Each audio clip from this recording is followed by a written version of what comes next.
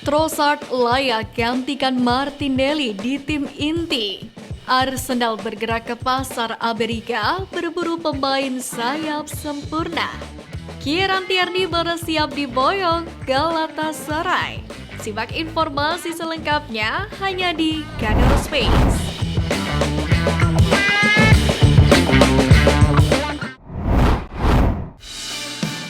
Nikmati persaingan, Trossard layak gantikan Martinelli di tim inti. Leandro Trossard yang memulai pertandingan dari bangku cadangan dimasukkan pada menit ke-65 dan segera memberikan dampak signifikan dengan mencetak gol dan juga membantu kemenangan meriam London. Hal itu berawal dari pemain asal Belgia itu menyambar umpan tarik dari Saka dan tanpa celah menjebol gawang Emi Martinez. Golnya yang memecah kebutuhan di Villapark ini pun menunjukkan kualitas penyelesaian akhir yang tajam. Selain itu, Trossard pun juga berperan penting dalam kemenangan Arsenal atas Wolves sebelumnya, yang membuat tim besutan Mikel Arteta berada di posisi ketiga klasemen Premier League saat ini. Bahkan Ian Wright pun percaya bahwa Leandro Trossard semakin menunjukkan kualitasnya untuk menjadi pilihan utama di lini serang Arsenal, yakni untuk menggantikan Gabriel Martinelli. Apalagi Gabriel Martinelli sendiri menurut Gary Neville membutuhkan perhatian dan perawatan lebih setelah kesulitan berkontribusi dalam kemenangan 2-0 mereka atas Aston Villa pada Sabtu kemarin. Gary Neville pun mengungkapkan keprihatinannya mengenai penampilan Martinelli setelah melihat bahwa ia tampak tidak yakin saat berhadapan dengan Matty Cash dan mempertanyakan apa ia mengalami kekurangan kepercayaan diri.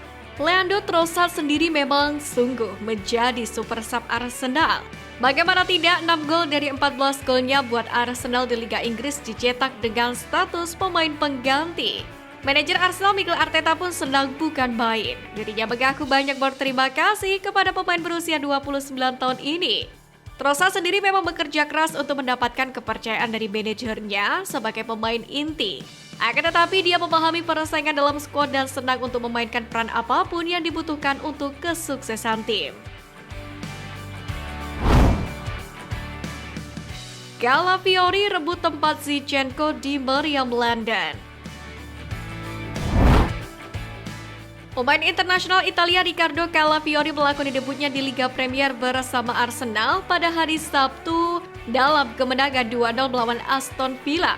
Mantan bek boloknya itu pun dimasukkan sebagai pemain pengganti pada menit ke-79, menggantikan Jurriën Timber yang kini tengah mencoba menghidupkan kembali karirnya di klub setelah absen hampir sepanjang musim lalu karena cedera lutut. Ini adalah penampilan pertamanya dalam pertandingan kompetitif, mengingat Calafiori telah menghabiskan pertandingan pertama musim ini di bangku cadangan saat melawan Wolves. Gary Neville terkesan dengan kontribusi kedua pemain tersebut yang kini tampaknya akan bersaing untuk posisi bek kiri. Keberadaan dua opsi berkualitas untuk posisi tersebut memunculkan spekulasi tentang masa depan Alexander Zinchenko, yang mana tengah tampak frustasi di bangku cadangan. Zinchenko memiliki dampak transformasional bagi tim Arsenal sejak kedatangannya dari Manchester City 2 tahun lalu. Namun kelemahannya dalam bertahan seringkali terekspos musim kemarin, hingga akhirnya ia digantikan oleh Jakub Kiwior dan Takehiro Tomiyasu. Meskipun menghadapi persaingan yang semakin ketat, Neville yakin Zinchenko masih akan memiliki peran penting di Arsenal dalam beberapa bulan ke depan. Neville mengatakan kepada Sky Sport, beberapa jendela transfer yang paling sukses adalah ketika Anda mempertahankan stabilitas dalam skuad dan menambahkan 1 atau 2 pemain yang menjadi 2 potongan terakhir dari teka-teki.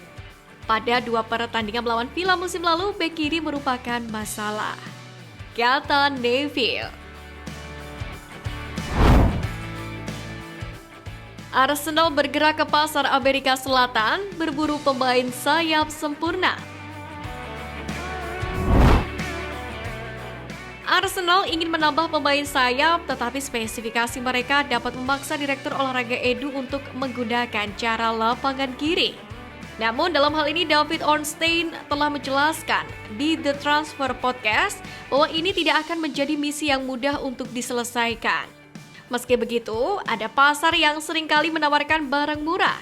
Manchester City menunjukkan pemanfaatan pasar Amerika Selatan dengan mengakuisisi Julian Alvarez yang baru saja mereka jual dengan keuntungan besar musim panas ini setelah bermain selama lebih dari 2 tahun dan mencetak banyak gol. Sementara Arsenal mendatangkan Marquinhos, pemain sayap muda yang sayangnya tidak mampu melangkah maju selama bermain di klub dan sekarang kembali ke Brasil dengan status pinjaman bersama Fluminense. Sulit untuk menemukan bakat yang tepat, namun dengan Arsenal yang membutuhkan pemain yang lebih banyak dan profil pemain yang bersedia menjadi pelapis pemain seperti Saka, tempat ini bisa menjadi tempat yang tepat untuk mencari tawaran menarik. Football.London pun memahami bahwa Arsenal telah menginvestasikan sumber daya tambahan dalam beberapa tahun terakhir di benua itu. Dan dengan hubungan Direktur Olahraga Edu Gaspar pun ada banyak cara untuk mewujudkannya.